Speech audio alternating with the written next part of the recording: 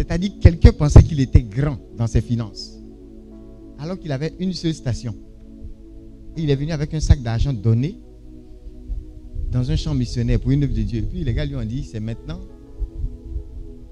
que tu vas connaître le sens du mot grandeur. Tu n'es pas encore grand. La prochaine fois, tu viendras avec plus. Il était énervé. Il a dit, aïe, sac d'argent. C'est quel plus encore? La même année, le monsieur a eu 100 stations. 100. 1, 0, 0. Ceux qui n'ont pas dit Amen, je ne sais pas s'ils sont jaloux. Ou s'ils pensent que ce n'est pas possible d'expérimenter ça. En fait, c'est ça ton problème. Quand on parle de la foi, regardez les grands lieux catholiques, les grands lieux de pèlerinage catholique. Par exemple, la façon dont vous êtes venu en pèlerinage en temps normal, si c'est à Lourdes aujourd'hui, là actuellement ils sont allés faire la messe. Ils vont finir la messe, il n'y a pas quelqu'un qui va imposer main à son camarade. Personne ne va tomber. Mais les témoignages qu'il y a à Lourdes, est-ce que Sainte Bernadette vit encore? La grotte. Quand tu vois la grotte, tu vois la statue de la Vierge. Est-ce que ça bouge pour venir te bénir? Mais les témoignages qu'il y a, dis à ton voisin, aie la foi, c'est bon. C'est bon, dis-lui c'est bon d'avoir la foi. Paul a été converti seul sur le chemin de Damas. Mais seul, non. Il y avait quelqu'un, c'était qui? C'est le Seigneur qui l'a rejoint. Si Dieu même devait compter sur les gens pour aller parler à Paul, il allait lui-même les tuer. Paul même était le persécuteur.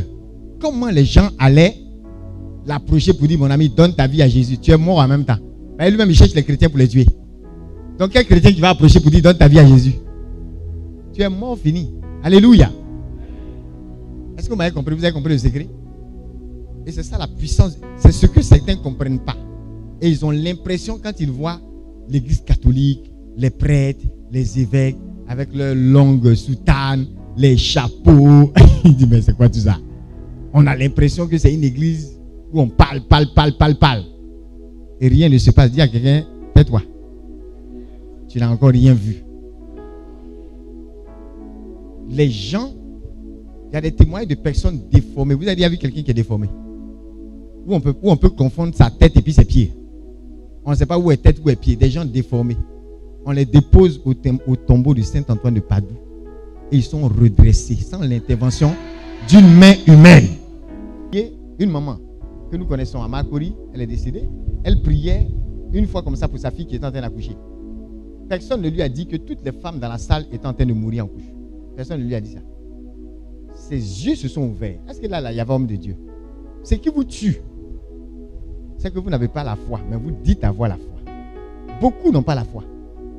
Jésus, là, beaucoup ne croient pas. Ils sont chrétiens, baptisés pour certains, mais zéro.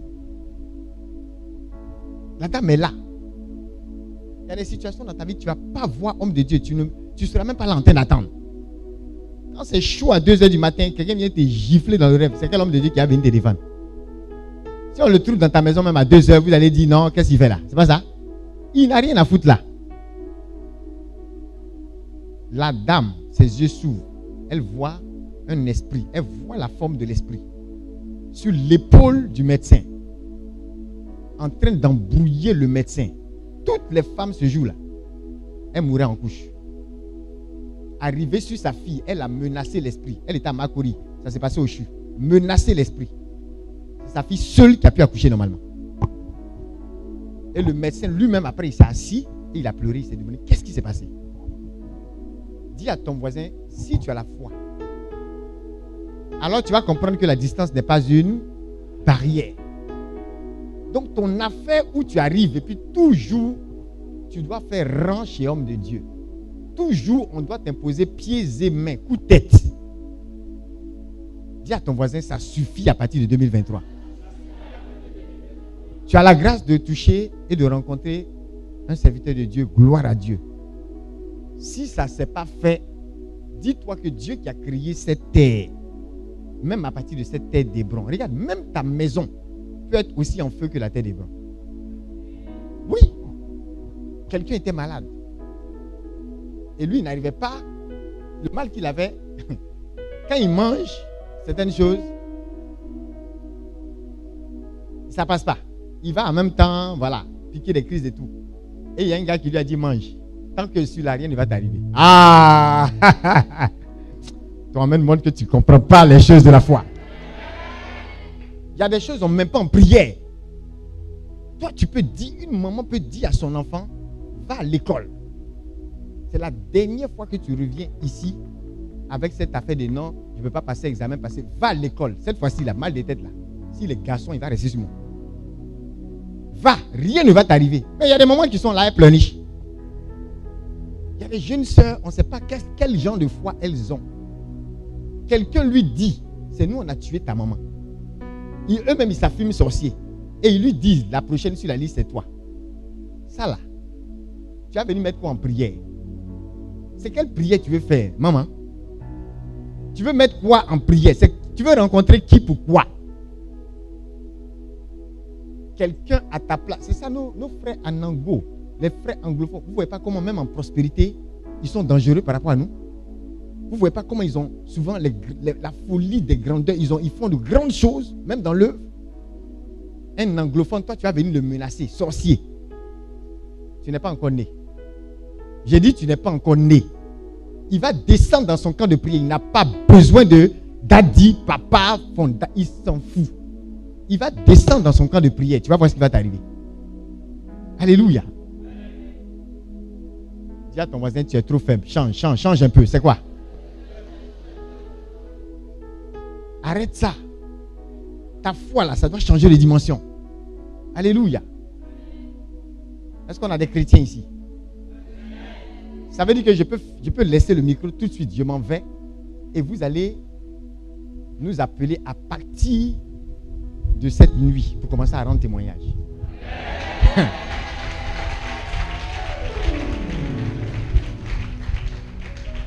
L'un des orateurs n'est pas là. Moi aussi, je ne suis pas là. Vous ne me voyez pas.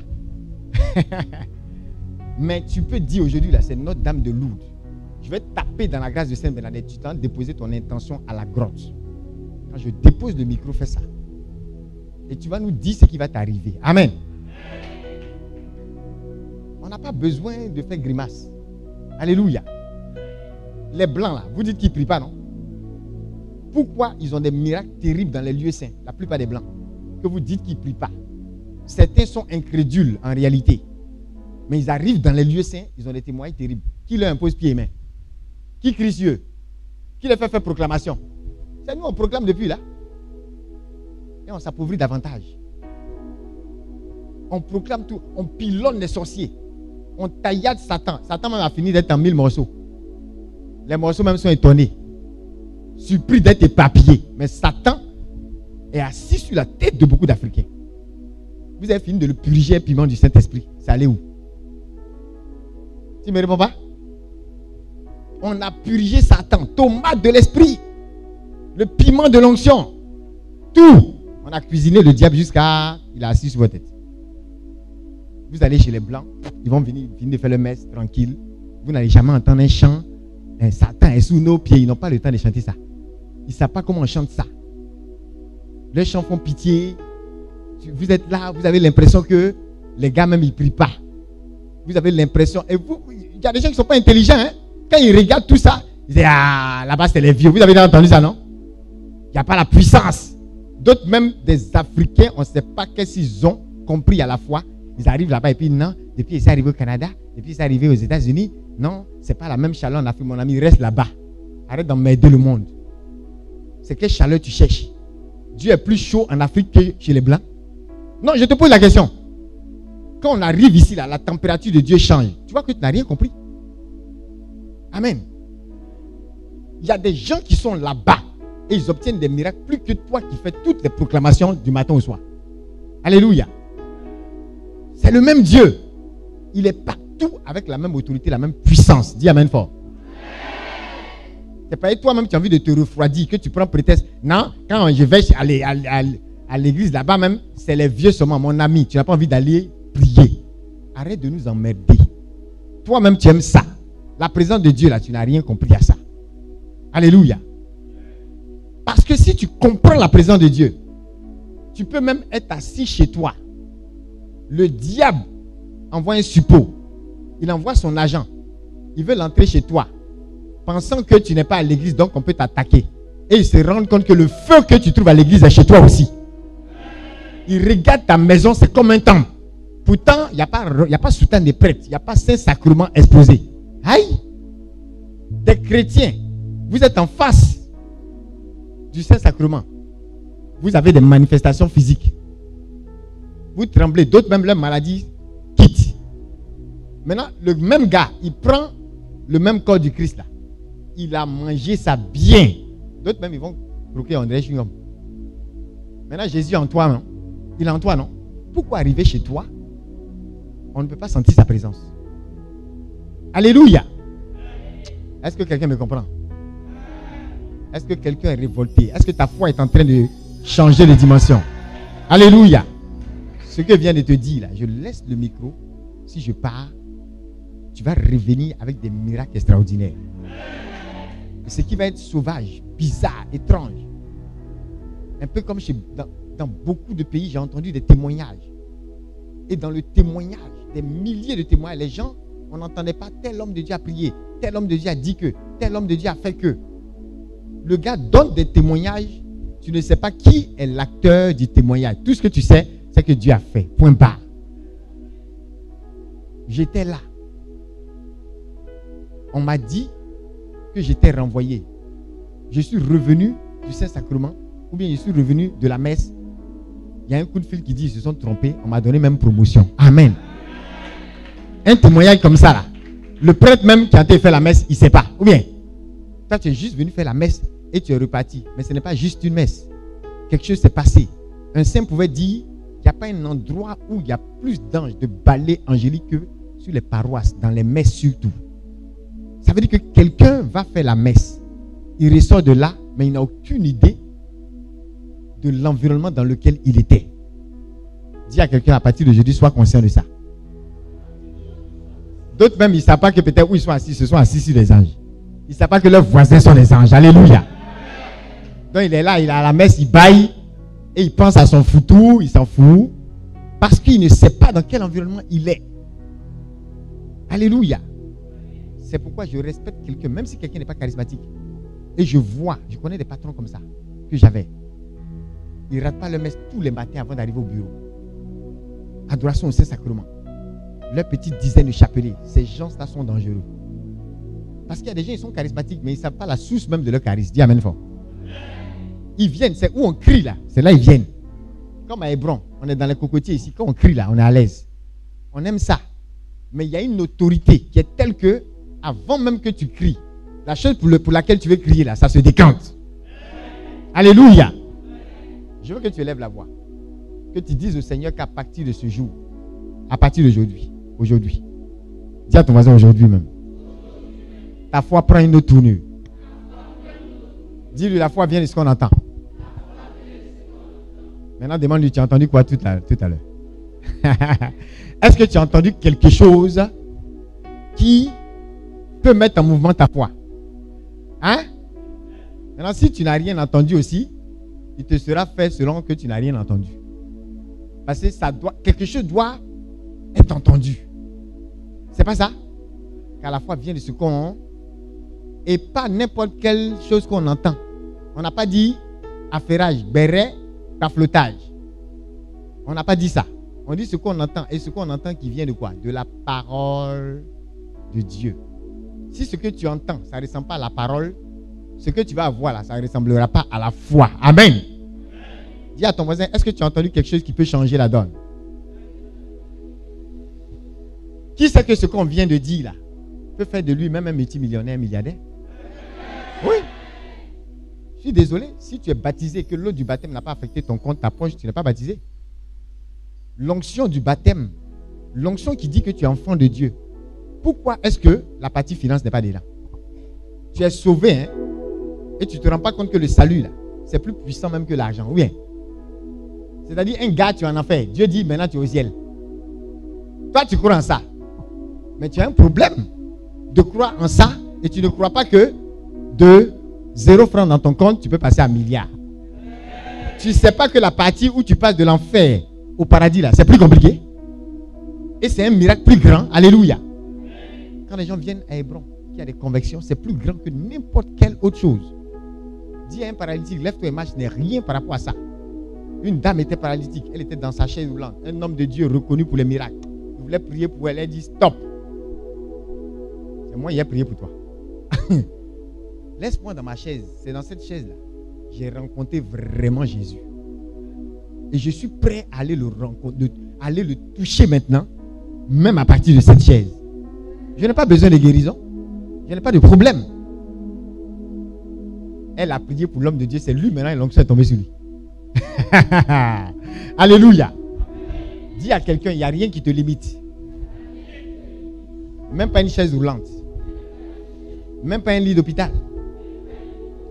Rien, absolument rien. Alléluia. Alors je veux que tu élèves la voix. Que tu prophétises qu'à partir de cet instant, tu es dans une dimension où ta foi va constamment grandir parce que tu prendras l'engagement d'entendre ce qui va booster ta foi et de rejeter la parole qui va affecter négativement ta foi. Alléluia. Élève la voix et prophétise que tu deviens une autorité pour la foi. Une femme d'exploit dans la foi. Un homme de puissance dans la foi. Déclare-le, déclare-le.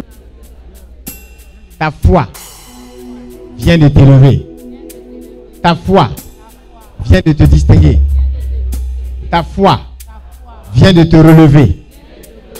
Ta foi te propulsera dans la cour des héros. La main de Dieu ne sera jamais ôtée du dessus de ta vie. Alléluia. Dis-lui félicitations. Parce qu'il n'y aura plus aucune limitation dans ta vie.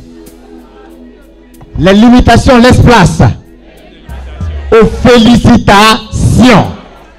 Alléluia. Tout est en sion, mais ce n'est pas la même chose. Les limitations laissent place aux félicitations.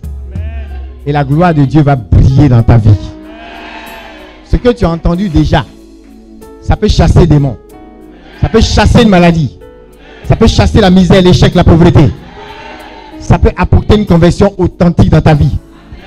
Dans celle d'un membre de ta famille qui est rebelle, qui est résistant à l'appel de Dieu. Ce que tu as entendu est suffisant pour dire Seigneur, je saisis le miracle dont j'ai besoin. Alléluia. Assieds-toi dans la présence de Dieu si tu as félicité au moins 2 personnes. Alléluia. Alléluia. Amen, amen, amen. Maman, est-ce que j'ai déjà prié pour toi? Non? Oui, la maman qui est là. Jamais? Mais vous êtes déjà venu à Hébron? Quand? L'année dernière. Mettez-vous debout. Est-ce qu'on a prié pour votre santé quand vous êtes venu? Hein? Je vois un problème d'articulation. Hein? Oui, parle. Viens. Je dis que je vois un problème au niveau des os. Articulation, oui. C'est ton bras. Pose la main là. Donne-moi ta main. Pose la main là, c'est fait. Maintenant. Touche, nom de Jésus. Vous voyez la réaction? Vous voyez la réaction angélique? Quand je dis touche, il y a un ange qui touche. Opération angélique. Alléluia. Dès qu'on a commencé à prier, on dit tes limitations vont se changer en félicitations.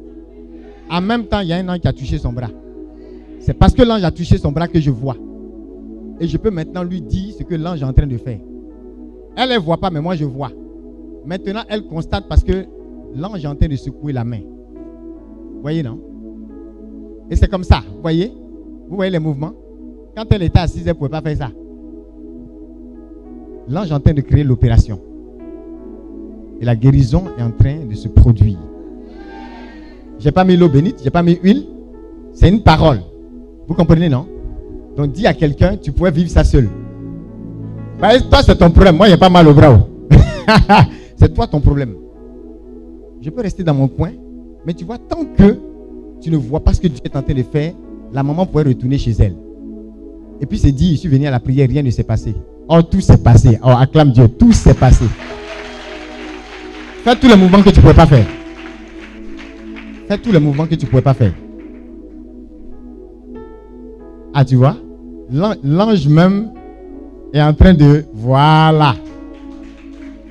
C'est fait. C'est fini.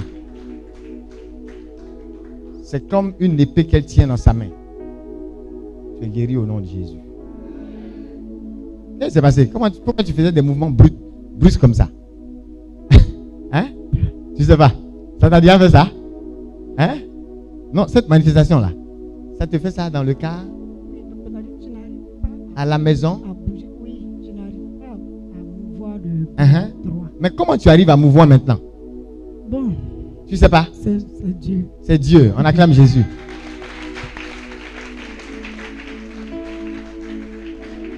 Il n'y aura pas d'opération à ce niveau. Je vois dans ta famille comme un cancer de sein qui a touché quelqu'un. Je ne sais pas quand ça. Je ne sais pas quand ça. Et il y a comme un esprit. Ouais, elle réagit parce que la chose, c'est comme si ça la guettait. Mais la main de Dieu est à l'œuvre. Et il n'y aura rien de mal dans le futur. Rien, rien, rien. Quelle que soit l'autorité maléfique qui se cachait. C'est comme quelque chose qui maintenant à partir de toi est déraciné dans cette famille. Libère, nom de Jésus. Touche, nom de Jésus.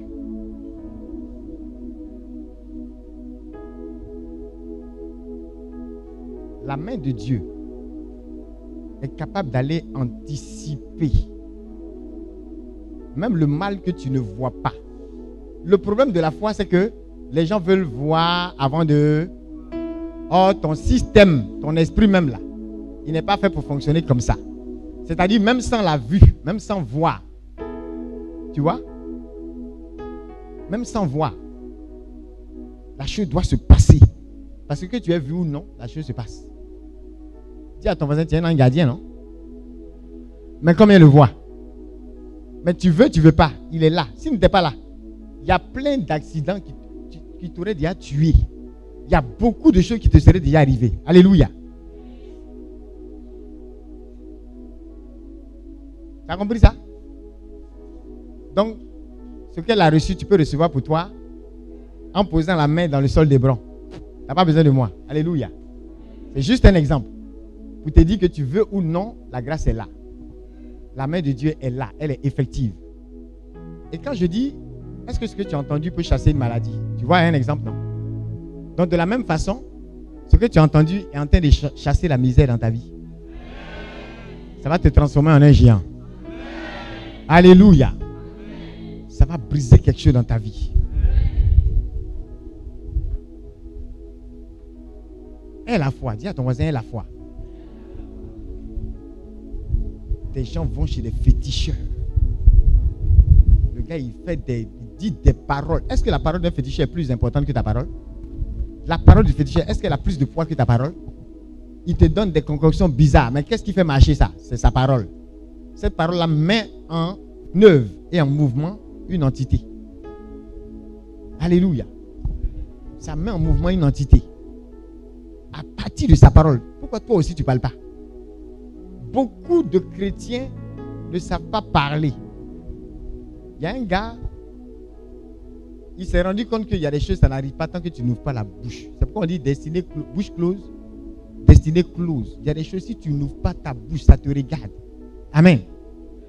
Même un petit chien que tu as à la maison, il y a des moments où on crie sur lui. Il y a un son, il doit entendre pour comprendre que tu es fâché et tu veux qu'il retourne. Quelqu'un partait au boulot et c'était comme ça. Le petit chien là, est en train de le suivre partout. Jusqu'à... Le chien avait monté dans le bus aussi. De toute façon, il a crié. Milou même a su sa place. C'est pas si c'est Milou bien, pas Louis, je ne sais pas. Milou, ça c'est les chats, non? C'est ça. Bon, je ne sais pas comment on l'appelait. Mais en tout cas, quand on a crié sur lui, là, il a compris. Que ce n'est pas le moment de monter dans le bus. Même s'il aime son patron, il doit retourner à la maison. Il y a des choses qui n'arrivent pas tant que tu ne parles pas. Il y a des démons qui ne sortent pas tant qu'on ne les chasse pas. C'est pourquoi Jésus a dit, en mon nom, vous... C'est pas ça? En mon nom? Ah bon? Si tu n'as pas chassé, on n'a pas dit en mon nom, vous allez discuter, négocier avec les démons. Regarde quelqu'un, dis-lui, il n'y a pas de négociation. Il n'y a pas de débat. Alléluia. En mon nom, chasseront Ça veut dire que c'est quelqu'un, il a besoin d'être délogé. De force s'il le faut. Alléluia. Et par votre foi, vous pouvez comme Bartimée, c'est le thème. Va, ta foi t'a sauvé. C'est Bartimée qui a décidé du jour de son miracle. Il a décidé. Il n'y a pas affaire de dire oui, c'est la souveraineté de Dieu. Oui, c'est la souveraineté de Dieu de le guérir. Dieu peut décider de ne pas le guérir et Dieu aura toujours raison. Dis à quelqu'un, Dieu a toujours raison. Mais il a décidé et il a obtenu. Il y a des choses pour lesquelles tu dois décider. Amen. Quelqu'un dit à Dieu, Seigneur, je t'attends. On fait quoi dans cette situation? Le Seigneur dit, je t'attends aussi. Parce que la décision dans ce cas lui revenait. Alléluia. Oui. Bartimée, il appelle déjà Jésus par son titre. Messianique. Ça veut dire qu'il ne voit pas, mais il voit. Amen, fort. Il voit que c'est le fils de David. Pendant ce temps, les gens lui disent que c'est Jésus, le Nazaréen. Donc, dans la tête même des gens qui étaient autour de lui, on le voyait par rapport à Nazareth, par rapport à son origine. Et vous savez ce que la parole dit. Peut-il venir quelque chose de bon de Nazareth? Donc, il y a des gens même, certainement quand Bartimée a demandé, ah non, c'est le gars de Nazareth là, un faux coin comme ça là, lui il dit il fait les miracles. Il y a des gens qui ont dû dire ça. Bartimée n'a pas dit, toi Jésus de Nazareth, de la ville où il ne peut rien sortir de bon, viens me guérir. C'est pas ce qu'il a dit, hein? Fils de David, aie pitié de moi. Jésus est capté. Et il y a des gens qui crient, hein? Et puis il y a des cris qui retiennent l'attention de Jésus. Alléluia. C'est pourquoi certains théologiens les appellent des autorités renversantes. Ce genre de personnes, ou bien des autorités inattendues pour la foi. Parce que tout le monde peut s'attendre à ce que la foi marche pour quelqu'un comme Pierre, Jacques et Jean, André, des gens qui sont habitués à Jésus. Mais souvent eux-mêmes, il y a des moments où Jésus même les regarde et dit, aïe, votre foi là, c'est dans quel placard vous avez rangé? Parce qu'on vient de multiplier pain. Et vous êtes encore en train de parler de pain. Donc, ce qu'on a multiplié là, ça ne vous a pas servi de leçon. Toi, tu quittes quelque part avec quelqu'un. C'est ton parent. Il vient, vous arrivez dans un magasin, il ne demande même pas les prix. Il prend les choses. Comme il y a un gars, il est arrivé dans un magasin. Son ami est en train de calculer fort. Lui, il prenait le chariot, il mettait les trucs seulement. Il mettait, et comme le magasin était cher, son ami pensait qu'il était fou. Il s'est dit, mais tu ne calcules pas? Le gars, il dit en anglais, no need. C'est-à-dire qu'il y a no need. No need. Ça veut dire quoi? C'est pas utile. C'est pas nécessaire. Dis à quelqu'un, quand tu connais ta poche, tu peux dire no need. Amen. Fort. Quelqu'un au sorti des bras va dire no need. Je n'ai pas besoin de calculer comme tu calcules. Tu es effrayé parce que tu ne connais pas ma taille. Tu ne sais pas que je surpasse ce magasin. Amen. Un autre. Vous voyez, c'est ça. La foi ressemble à ça. La foi ressemble à ça. Où le gars, il sait. Parce que pourquoi on dit c'est la ferme assurance des choses qu'on espère. La démonstration de celles qu'on ne voit pas. On ne voit pas. Mais la chose se démontre. C'est une ferme assurance des choses qu'on espère. Une ferme assurance, c'est quelque chose de stable. C'est comme, il y a un terme grec qui veut dire titre de propriété. Et c'est comme pour dire quand quelqu'un a la foi, c'est exactement, quand par exemple quelqu'un a la foi pour une maison, c'est exactement comme s'il a un titre foncier. Quelqu'un ne m'a pas compris. C'est-à-dire le gars qui arrive dans le magasin et puis il dit, j'ai pas besoin de calculer. Il sait qu'il peut acheter le magasin. Il n'y a pas un prix dans le magasin qui l'effraie. Il y a un autre qui est venu une fois dans une société. Dit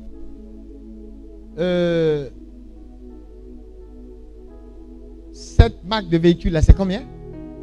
Les gars lui ont dit clairement en le regardant que tu ne peux pas payer. Il a dit non seulement, il dit je ne peux pas payer, je ne vais pas payer ça, mais je vais payer cette société. Les gars lui ont dit, c'est pas possible. Il lui a dit, je vais vous faire une proposition que vous ne pourrez pas refuser. En 2 temps, 3 mouvements, il était propriétaire de cette société.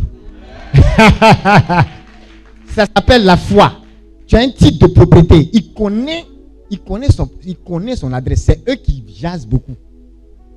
Peut-être que le tonton, c'est lui-même qui a financé le propriétaire de la société, comme tu le vois en culotte. Et il ne ressemble à rien. Tu penses qu'il ne peut pas payer la voiture. Oh, peut-être même lui-même là. C'est lui qui finance ceux qui payent même société. Donc il dit, je vais vous faire une proposition que vous ne pourrez pas refuser. Dis à ton voisin, la foi ressemble à ça. C'est-à-dire, quelqu'un qui a la foi, qui a l'autorité de la foi, il peut entrer quelque part. Ça, on dit ici, là, jamais on ne peut dépasser tel niveau. Et puis il dit, qui a dit? Il dit, qui a dit? On dit, non, c'est l'esprit ancestral, les fondements familiaux les plus dangereux. Il dit, la parole de mon Dieu est plus dangereuse que toutes ces paroles. Alors je vais mettre une barrière à cet esprit qui ne pourra pas surmonter. La façon dont l'autre dit, je vais vous faire une proposition que vous ne pourrez pas refuser. C'est comme ça que tu peux dire aussi au diable, dans ma famille, à partir de cet instant, je vais te donner un ordre que tu n'auras pas d'autre choix que de respecter. Et je te dis, Satan, à partir d'aujourd'hui, tous ceux à qui tu as mis une limitation, et tu as dit qu'ils ne dépassent pas CM2, moi je t'impose maintenant qu'ils vont aller jusqu'au doctorat. Et tu ne pourras rien faire contre. Alléluia. Vous voyez un peu, la foi, c'est cette ferme assurance. Comment le gars, il sait que ce qu'il va proposer là, les gars ne pourront pas refuser. Quand même, quand il dit ça, les gars pouvaient avoir leur orgueil fouetté, non? Ou bien? Les gars pouvaient avoir leur orgueil fouetté. Une jeune sœur nous expliquait un jour que quelqu'un dans la rue passait, il a frôlé comme ça et puis il a sorti un sac d'argent. Et puis il a ouvert, rempli de billets. Et puis il lui a dit, si tu couches avec moi, je te donne ça. Elle est entrée dans une saine colère. Elle a failli le maudire sur place. Mais il y a des gens, quand quelqu'un va leur dire ça, ils vont dire, c'est où? Passer l'argent comme ça veut dire que déjà tu n'as pas la foi que cet argent-là, tu peux l'avoir sans passer par ce procédé. Tu comprends, non? Elle savait ce qu'elle valait. Donc le sac d'argent ne pouvait pas l'effrayer. Un homme de Dieu, son mentor, a ouvert une valise comme ça, d'argent. Serre-toi, prends ce que tu veux pour tes besoins. Il a dit au gars, je n'en ai pas besoin, je n'ai pas de besoin. Ce que tu as fait pour avoir ça, c'est ça que je veux. Amen. Il a la ferme assurance que s'il y a une onction dans la vie du gars, s'il a ça, valise d'argent, usine d'argent, mais ça va le poursuivre. Donc il ne veut pas juste plonger sa main, prendre 200 000, 300 000. Alléluia. Il y a des gens qui sont en train de se plaindre. Oh, les jeunes filles d'Abidjan, les petites filles aujourd'hui, elles sont trop gâtées. Elles sont trop gâtées. Il y a des propositions.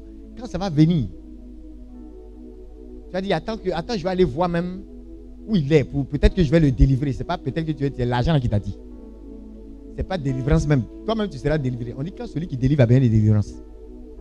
Il y a des moments où parce que tu n'as pas la foi. Toi-même qui délivres, tu as bien des délivrances. La foi, une ferme assurance. Une ferme assurance. Jésus n'était pas obligé de s'arrêter. Amen. Mais son cri, ça veut dire qu'il y avait quelque chose dans ce cri-là qui était différent des bavadages autour de lui. Comme cette femme. On dit tout le monde le pressait. Même les disciples n'ont pas compris. Pourquoi tu dis que quelqu'un t'a touché? Pendant que tout le monde te touche. Pendant que tout le monde est autour de toi. Quelle est cette folie? Quel est ce raisonnement? Qu'est-ce qui ne va pas, le monsieur? Alléluia. Mais la dame savait. Ou bien, elle a dit, si seulement je fais quoi? C'est tout. Il y a des gens ici. Est-ce que je vais faire une phrase? Vous allez me dire si ça a du sens. Si par exemple, elle dit, comment tu t'appelles?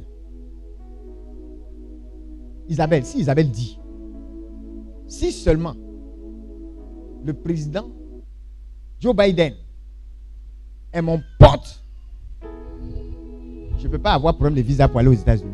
Est-ce que cette phrase a un sens? Ça a un sens? Ça a plus qu'un sens. Si vraiment c'est ton pote, il va même, regardez, je le disais la dernière fois, il y a un homme de Dieu. Quelqu'un est venu, une autorité a dit, donne-moi ton nom. Il n'avait pas passeport, visa, rien. Donne ton nom. Le même jour, lui a envoyé passeport et visa. Vous pensez qu'ici, le président qui est assis ici en Côte d'Ivoire, quelqu'un qui est connecté à lui, veut aller en France, et puis il est d'accord, même si la personne n'a pas papier va sortir. Aïe. Ou bien, C'est quel commissaire qui a refusé? Qui à la justice là-bas va dire quoi? Toi-même, tu vois ton renvoi en même temps. Il n'y a même pas de débat. La personne, même si c'est un fou que le président a soulevé, et puis on l'envoie vers toi, tu as fait ses papiers, parce que tu ne vas même plus voir sa folie. Tu vas voir celui qui est derrière et qui l'a envoyé. Quelqu'un n'a pas compris le secret. Il y a des moments où Dieu t'envoie. Quand tu as la foi, c'est comme si Dieu t'envoie. La lettre que tu portes, c'est une recommandation de Dieu. Le diable ne peut pas te regarder et puis dire tu es trop petit pour me confronter. On s'en fout de ça. Tu es trop petit, oui, pour le confronter, mais ton Dieu est trop grand pour que lui, le diable, puisse contester avec toi. Donc tu arrives avec une autorité qui n'est pas la tienne. Et c'est ce qui te donne l'assurance. C'est pourquoi quand certains font la grande gueule, on dit mais ils comptent sur quoi? C'est pas ça? Et puis il y en a qui disent je sais sur quoi je suis assis. Vrai ou faux? Et d'autres, quand ils parlent, on dit c'est aujourd'hui à Abidjan quand quelqu'un dit tu sais qui je suis et puis demain on peut le foutre en tôle. Parce qu'il parle, il fait la grande gueule. Ja. Ben ouais, c'est ça non? Il n'y a rien même en lui. Il parle mais zéro. Mais quand tu as la foi, tu dis. Oh. Écoutez, il y a quelqu'un qui disait qu'il était on dit il est malade. Malade. Les médecins ont dit arrêtez le verdict, il va mourir. C'est une affaire de quelques heures. Et il y a un homme de Dieu, au lieu de prier pour lui, il dit viens me voir dimanche. On va régler ça. Vous savez ce que le malade a pensé? Il dit si ce gars-là me dit de venir le voir dimanche, c'est que je vais vivre jusqu'à dimanche. Quelqu'un ne m'a pas compris. Quelqu'un ne m'a pas compris. Il dit c'est que je vais vivre jusqu'à dimanche. Dimanche même est arrivé jusqu'à dépasser. Le monsieur vit. Un autre vient. Le gars le voit. Attends. J'ai pas le temps. Passe me voir mardi. On règle ça. Mardi vient. Le gars il a vu que c'est un démon qui était à la base de la paralysie. Il leur donne au démon. En 2 secondes, c'est fini. C'est parce qu'il a vu ça qu'il a dit le gars qui te paralyse là, j'ai le moyen. Amen. La foi là, c'est ça. Je sais que ce qui t'a paralysé là, je suis au-dessus de ça. Mardi, tu viens, on va régler. On ne va pas déranger Dieu. Hein? Dieu a déjà donné ce qu'il faut pour régler ça. Amen. Alléluia. Quelqu'un d'autre était en voyage. Un problème en l'air là-bas. Il est là. Les gens sont en train de s'attendre à un crash. Et puis il dit à quelqu'un souvenir. Il se souvient que son père spirituel lui avait donné rendez-vous le week-end qui suivait. Donc en même temps, il a commencé à manger pendant les turbulences. Il a commencé à chiller. Il a commencé à... Vous voyez un peu, non? Les voisins même ne comprennent pas, ils sont étonnés. Dis à quelqu'un, quand tu as un rendez-vous avec la vie, quand tu as un rendez-vous avec un porteur de vie, ce n'est pas la mort qui va t'arrêter. Il savait qu'il avait rendez-vous avec une source de résurrection. Et il connaît la parole et l'adresse de son père. Si le gars m'a donné rendez-vous ce week-end, ce gars-là n'est pas aveugle. Ça veut dire que je vais partir et je vais revenir sain et sauf. Donc la mort qui devait m'arrêter ne va pas casser ce rendez-vous. Sinon c'est l'homme de Dieu qui aura menti. Alléluia. Oh, il s'est assis et puis tranquille. Un autre était comme ça. Dans un avion. Il y avait aussi un crash qui se préparait. Et puis, il a dit au Seigneur, mais Seigneur, quand je suis monté là, il fallait me prévenir. Je n'ai pas mis ma maison. Non, tu ne m'as pas dit, c'est vrai, je t'aime, je vais aller te trouver. Mais tu ne m'as pas dit que ça se passerait comme ça. Et puis, il entend la voix du Seigneur. Dis à quelqu'un, la foi vient de ce qu'on entend. Il entend la voix du Seigneur. Il lui dit, mais je ne t'ai pas dit que c'est moi qui allais te prendre. Il a commencé à demander les champagnes. Alléluia. Oh, dis à quelqu'un, c'est le temps de chiller avec le Seigneur. C'est le festin avec le Seigneur. Il a commencé à... Et puis il demande à son voisin, tu ne manges pas, je peux avoir ton plat. Le voisin voulait le gifler. C'est du genre, toi tu ne vois pas ce qui se passe. Afin où même commandant de bois est venu faire annonce. Pour commencer à parler des ceintures de je ne sais pas quoi, parachute quoi. Il dit, donne-moi ton plat. Il a mangé pour lui. Il a mangé pour le voisin. Quand les choses se sont stabilisées, le voisin l'a regardé, il avait faim. Amen. Déjà, le plat est fini. C'est la ferme assurance des choses qu'on espère. On sait qu'on va vivre. Donc, on peut manger. On peut manger même pour le voisin aussi. Parce qu'on sait qu'il n'y a rien en face. Alléluia. Un autre est dans un bateau. Il y a un naufrage qui se prépare. On dit, annonce. Degré combien? Genre, le las là, c'est degré 12, un truc comme ça. Et ils sont au degré 10, ils s'en vont dans 11. Donc, les gens sont en train de s'apprêter à mourir. Et il dit, mais Seigneur, c'était pas notre deal. Amen. C'était pas notre deal. Le Seigneur lui a dit, est-ce que je t'ai dit que c'était notre deal? Je t'ai dit que tu allais mourir. Va dormir. D'abord, avant de lui dire d'aller dormir, le Seigneur lui a dit, dans la tempête là, moi j'ai fait quoi? Il a fait quoi? Donc, il faut être imitateur. Amen. Il est allé dormir. Quand il s'est levé, calme plat. Alléluia. Il y a des gens qui vont te trouver fou dans ta foi. C'est pourquoi on dit c'est pas loin. C'est ça, non?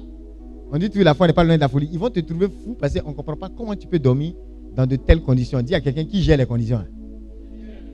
Qui gère les conditions. Alléluia. Il y a des personnes.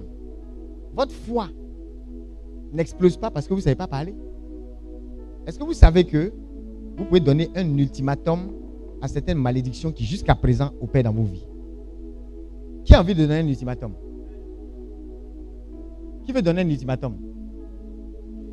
L'ultimatum là, tu sais que tu peux mettre ça aujourd'hui. Tu sais ça? Tu peux dire à partir de cet instant, ou bien dans 1 heure de temps, on ne me verra plus jamais dans la catégorie des gens pauvres. On m'inscrit dans la catégorie de ceux qui soutiennent les plus pauvres et leur révèle qui est le Dieu de la richesse. Tu peux décider ça. Il n'y a pas à faire de dire non que oui, ça dépend de la souveraineté de Dieu. Tout dépend de Dieu. Mais il y a des choses, Dieu même fait dépendre de toi. Et puis, le respect que tu as vis-à-vis de ce Dieu-là, c'est aussi de faire ce qu'il te dit. Amen. La foi, c'est ce qu'on appelle l'action. La foi s'accompagne de l'action correspondante. Si Bartimée ne croyait pas en Jésus pour le guérir, il n'allait jamais crier comme il a crié. Au point de retenir l'attention du gars. Toi, quand tu vois certaines... C'est-à-dire, vous voyez aujourd'hui en Côte d'Ivoire, il y a des gens, quand ils rampent au pied d'une autorité, l'autorité est obligée de sortir au moins 10 000. C'est un rampement de haut niveau. Et à Talakou même, ils vont faire. Parce qu'ils vont attraper ses pieds. Dans un sketch, il y a quelqu'un qui a attrapé le pied d'une jeune fille. Elle a attrapé la personne dans une situation bizarre. Donc, la go, elle a attrapé le pied de sa camarade pour dire, genre, pardon, il ne faut pas dire mon secret. Et puis la fille répond, je ne suis pas pasteur, laisse mon pied. Autrement dit, c'est souvent les gens, ils viennent attraper les pieds des hommes de Dieu. Attraper. Il dit, il y a des atalakou, le gars, il donne. C'est-à-dire que le type, il a une ferme assurance. De quelle façon il va encenser le gars, ça pour lui va sortir. C'est pas ça? Ou bien? Ah, il sait que pour lui va sortir. Donc il y a des rampeurs qui ont plus de foi que toi. Parce que toi, tu n'as pas besoin de ramper devant ton Dieu. Tu n'as même pas besoin. Parfois même tu es arrêté. C'est pas ça? Tu es arrêté. Et puis Dieu même fait descendre la grâce sur toi. Par sa grâce seulement. Tu n'as même pas besoin de ramper. Si tu rampes devant Dieu même là, tu as raison. Ça vaut le coup, ou bien? On dit à ton voisin, ça vaut le coup. C'est les vrais rampements là qui sont là, ou bien?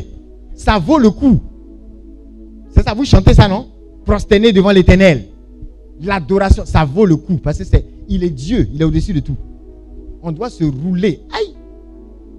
Quand je vous parlais de ce coursier qui a donné, à qui son PDG a donné une maison, il s'est roulé pour dire merci.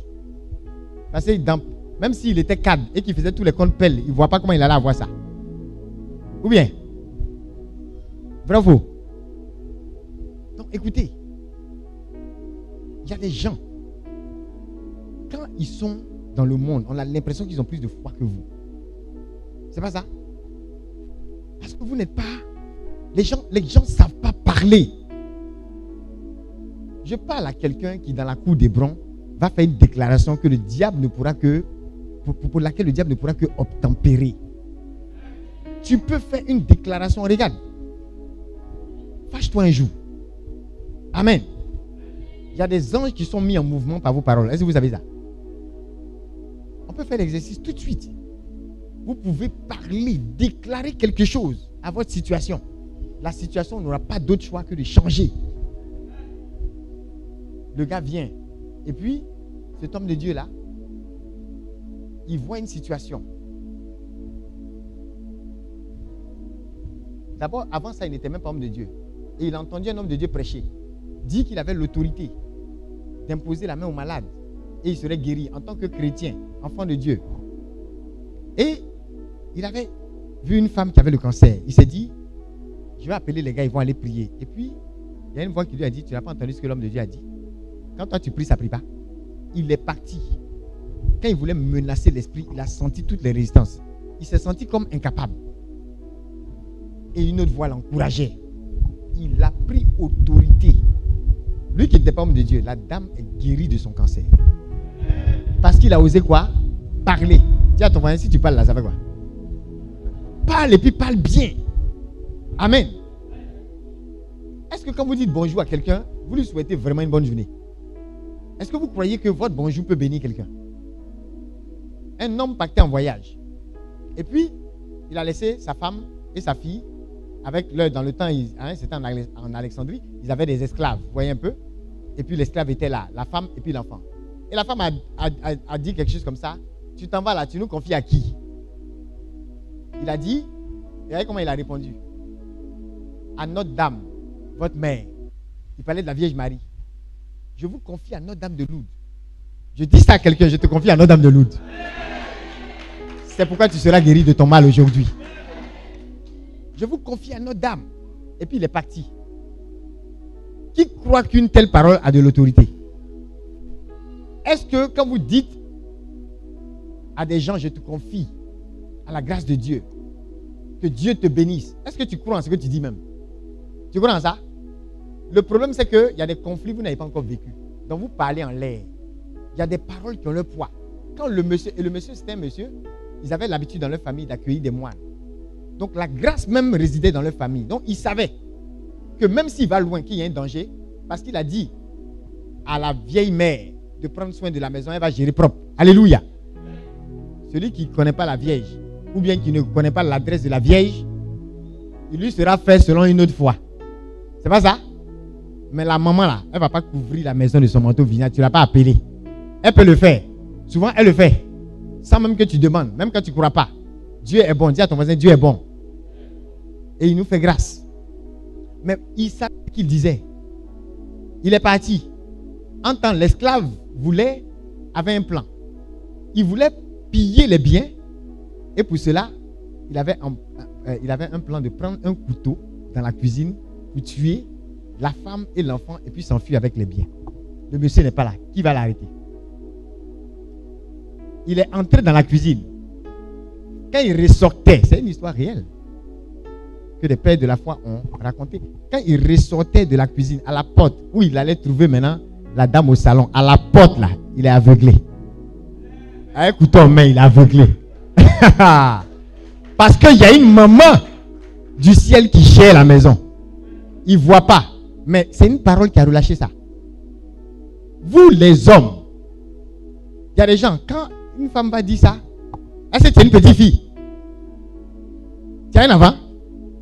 Pardon, laisse-moi. Il a voyagé, il revient. C'est quoi? C'est voyage, on n'a jamais fait ou bien? Vous voyez? Cette parole banale, tu mets des choses dans certains amusements. Mais le monsieur, tu ne sais pas, peut-être que prophétiquement, il savait que tout peut arriver. Il faut vraiment confier ta famille. Mais souvent, il y a des gens même, ils vont, aucune prière. Ils vont en mission comme ça, tu laisses la famille. Tu ne déclares pas quelque chose. Des personnes vont dire, je m'en vais et je reviens, je retrouve cette famille encore plus bénie. Je m'en vais et je reviens, vous n'aurez aucun accident domestique. Je m'en vais et je reviens, les anges de l'Éternel entourent cette maison. Je veux profiter de mon absence pour semer la zizanie.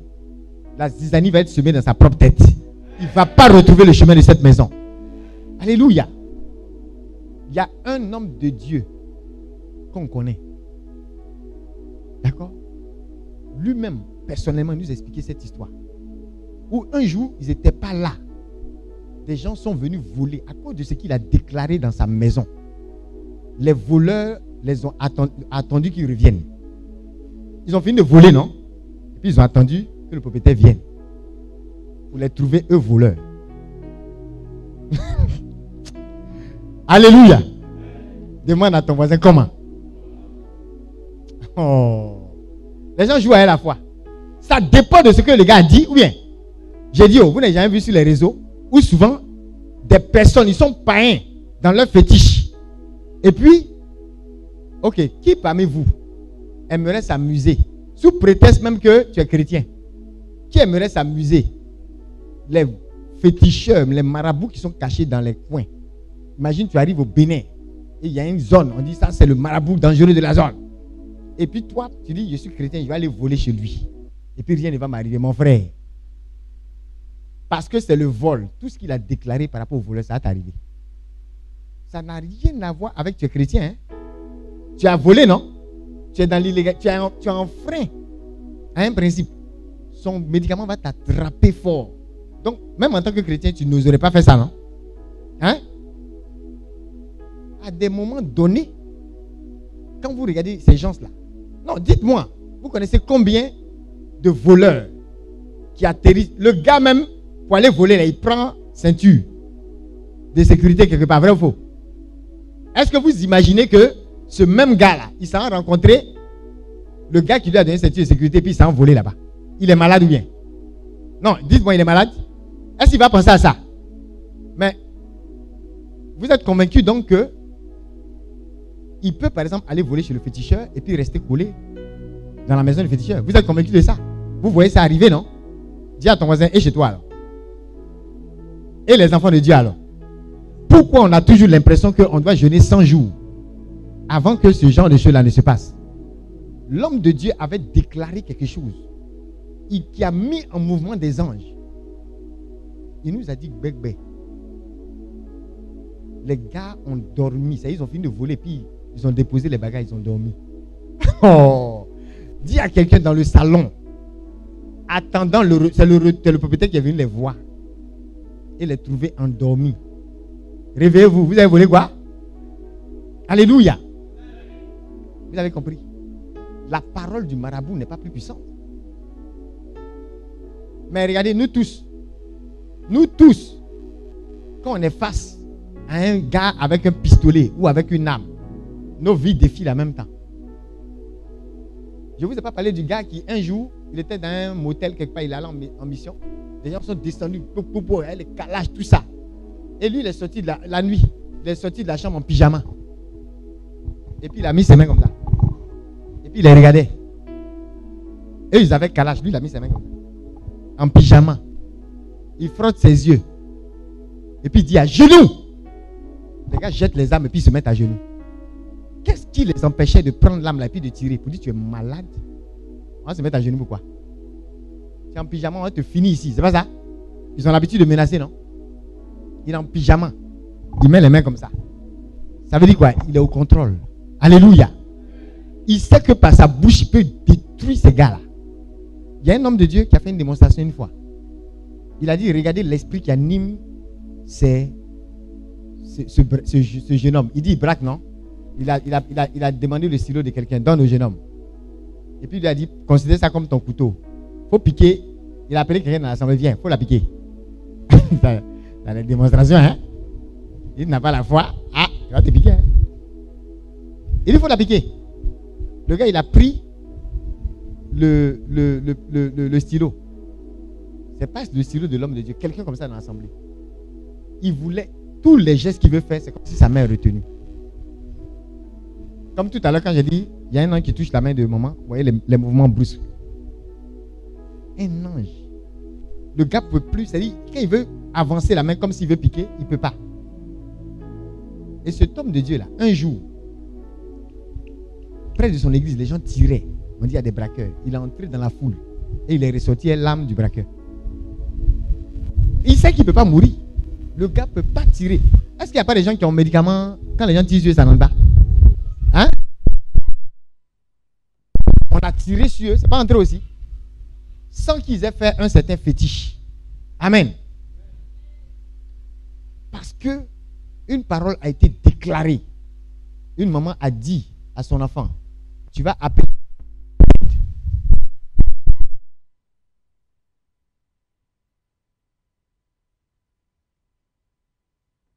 Il y a 200 qui vont répondre. Et le monsieur a toujours été entouré d'une multitude. Partout où il passe. De nombreuses personnes autour. Une parole. Alléluia. Sa maman le voyait déjà grand. Et elle aussi, elle avait entendu quelque part, ton fils là, va être grand. Alléluia. Est-ce que vous voyez comment ça marche? Dis à quelqu'un, parle. Et puis parle bien. Et puis mets le volume dedans, dis amen fort. Mets le volume, parle fort. Souvent on dit tu parles bien mais tu parles pas fort. C'est pas ça? Là. Ta parole doit être une parole d'autorité. Tu dois relâcher quelque chose qui impose le respect de ton Dieu. Alléluia. Qui dit à l'ennemi que hey, ça suffit. Mais on est là, on pleurniche, on tourne en rond. À cause d'une parole, le gars n'a pas dit si un danger vient. Oui, non, il a dit je te confie à la vieille. Ça veut dire que ce que la vieille peut faire là, elle va faire. Amen. Vous savez quoi, le monsieur qui avait pris le couteau, quand il ne pouvait pas aller retourner dans la cuisine, ni avancer, il appelle la dame. Elle dit non, non, moi je ne viens pas. Toi-même, il faut venir. Elle ne savait pas qu'il était aveuglé. Il ne pouvait pas avancer, il ne pouvait pas reculer. Qu'est-ce qu'il a fait? Il a pris le couteau, il s'est piqué lui-même. Elle a crié. Quand les voisins sont venus, c'est là qu'il s'est confessé. Parce qu'ils l'ont trouvé vivant. Alléluia. Il y a une autorité de la foi qui se dégage à travers nos paroles. C'est pourquoi si tu ne sais pas parler, tu vas être le propre ennemi de ta foi. Amen. La foi vient de ce qu'on entend. Mais en même temps, Romains 10, 9 dit quoi? Qui peut lire?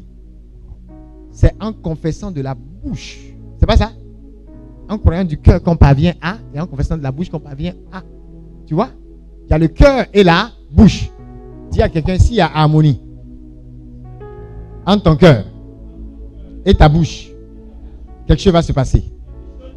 De grand, de puissant. Romains 10, rapidement. Alors vous notez, c'est quelques points, quelques versets pour votre propre méditation. Et puis, on va prendre 2 intentions. Et puis vous allez vous exercer.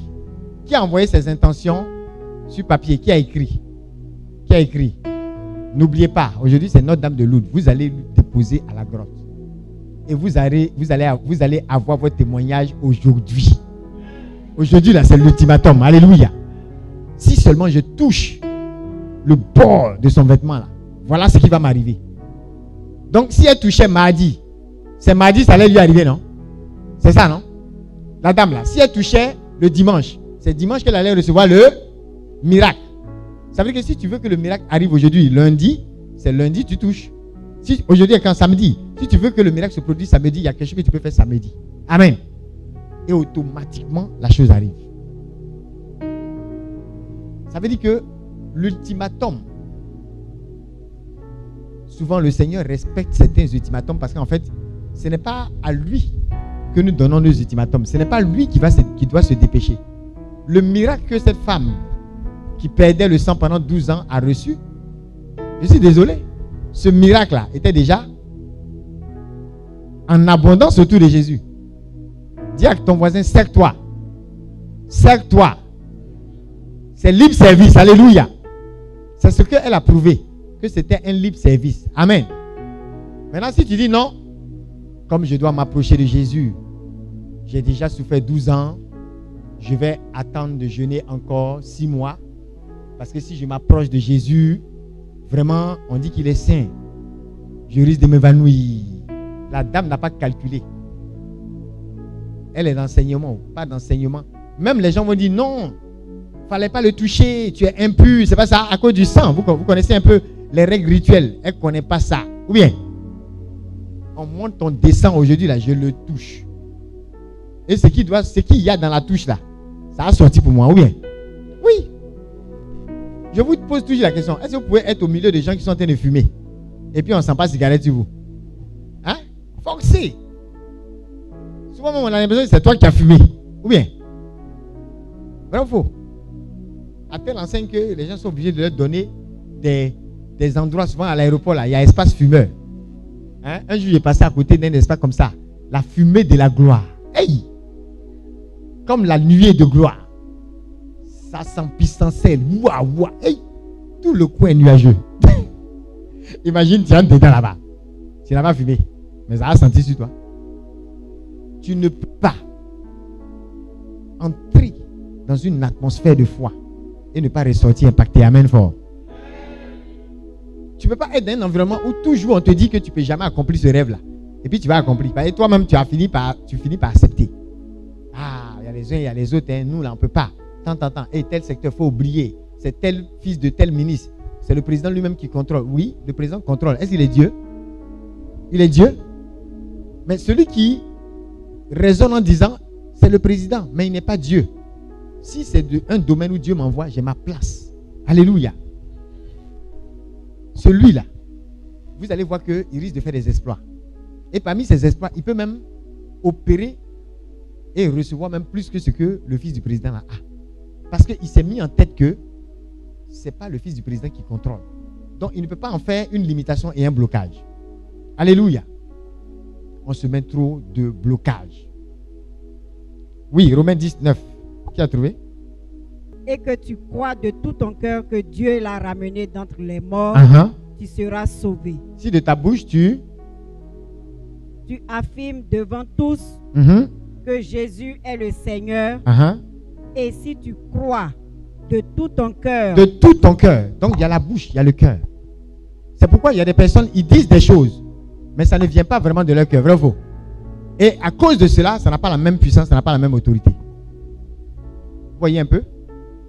Ça n'a pas la même puissance, ça n'a pas la même autorité. Le verset qui suit dit quoi? C'est par le cœur, en effet, que l'on croit. Oui. Et Dieu rend juste celui qui croit. C'est ça. C'est par la bouche qu'on affirme et Dieu sauve qui fait ainsi. Ça veut dire que, dis à ton voisin, si tu ne parles pas, si tu n'ouvres pas ta bouche, le salut n'est pas au rendez-vous. Ce qu'il y a dans ton cœur, on dit c'est de l'abondance du cœur que la bouche fait quoi? Donc dis à ton voisin, ce qu'il y a dans ton cœur, c'est qui est dans ton cœur là? Fais sortir ça de ta bouche. On ne te demande rien, ce n'est pas une formule compliquée. Amen. Si c'est vraiment dans ton cœur, dis à quelqu'un relâche. Et relâche avec autorité. Il faut qu'il y ait harmonie entre ce qui est dans ton cœur et puis ce qui va sortir. Dites-moi, est-ce que vous croyez que si quelqu'un vient sur cette terre d'Hébron, Hébron n'est pas une paroisse. Toute paroisse, spirituellement, est, je dirais même plus consacrée qu'Hébron. D'accord? Mais est-ce que vous croyez que si quelqu'un vient à Hébron, même avec un fétiche, le fétiche se gâte? Vous croyez ça? Est-ce qu'il y a besoin de vous dire? Les témoignages qu'on a ici le montrent. Et c'est une loi. Ça veut dire que ça là, on n'a pas besoin d'approbation de quelqu'un pour ça. C'est-à-dire celui qui est trop fâché, il ne faut pas, il va. Si vraiment il est fâché, qu'il vienne avec son fétiche. On monte, on descend. Je n'ai pas besoin de jeûner et de prier pour ça. Est-ce que vous me comprenez? Même vous-même, si quelqu'un a mis un fétiche sur vous, vous arrivez dans cette atmosphère, c'est gâté. La personne a mis, croyant que peut-être ça va vous arrivez, c'est gâté. Il faut que peut-être vous allez sortir et vous-même vous allez croire que la chose fonctionne. Et puis c'est là ça va fonctionner. Sinon, n'importe quel gars qui est venu ici à un fétiche, qu'on voit ou non, ça se gâte. Et moi je sais qu'il y a un ange qui fait ça. Donc, vous voulez pas.